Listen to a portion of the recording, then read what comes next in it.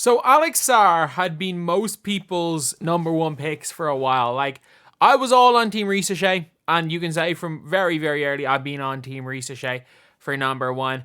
But it's looking like Alex Sarr is in the process of trying to make damn sure that this man does not go number one. Or maybe he's got something to hide. Who knows?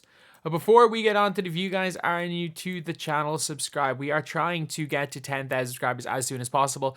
If we can get to like 8.7k by the end of today, which is the goal, that would be absolutely insane. We are 47 off right now. Who knows what we're at by the time this is uploaded, but we get to 8.7k by today. That'd be unbelievable. But anyway, if you guys saw this tweet right here, the Atlanta Hawks have been unable to bring in Alex Sarr for a workout. And Donovan Clingan. Are we joking? Are we actually joking? Donovan Clingan at number one. The Hawks have been unable to bring in Sarr for a workout to this point, but the door remains open for that to potentially happen. Clingan appears to be Ricochet's main rival for number one. Donovan Clingan. Donovan Clingan, number one. What are we doing? But I'm guessing if you're Alex Sarr, you don't want to be coming off the bench, and you're coming off the bench at Atlanta. I think it's a bad pick for Atlanta. I think it's a bad fit for Alex Sarr. So I kind of get it. If you are Alex Sarr, you are coming off the bench. Let's see how people are responding.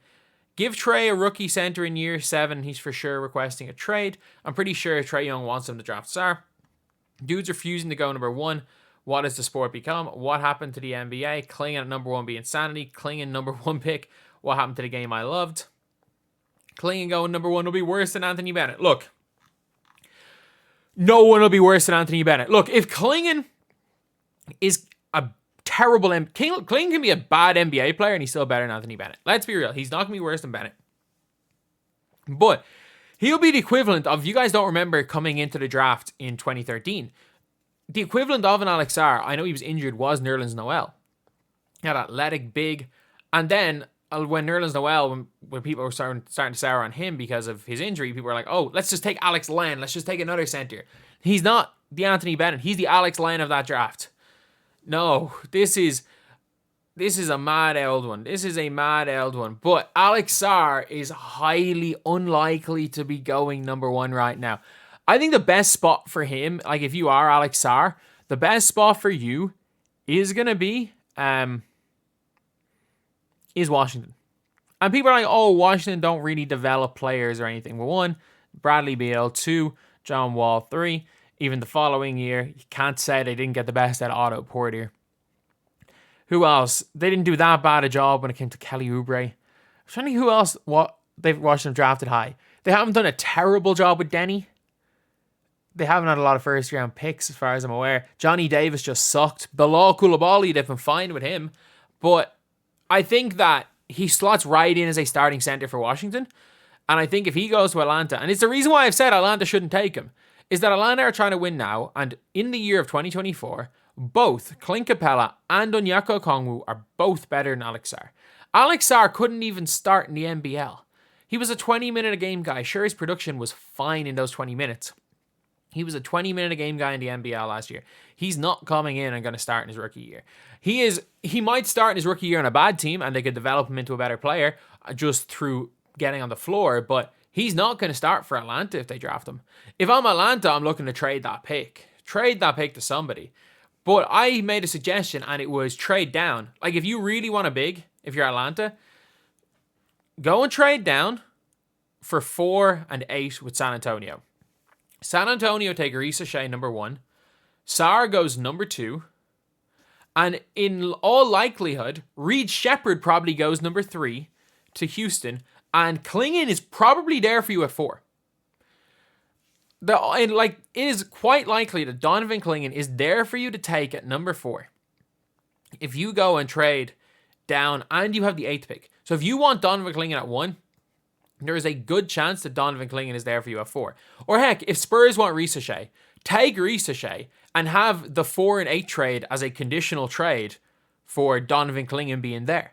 So then you can make that trade down. You can take Donovan Clingan. And if you were that high on Ricochet, just go and take Salone at 8. Go and take Salone at 8. He's going to give you a lot of what Ricochet gives you, but slightly less NBA ready, but higher upside. And then you've also got Klingon, who you're considering taking number 1. There is no situation where Klingon and Salone is not a better combination than Ricochet.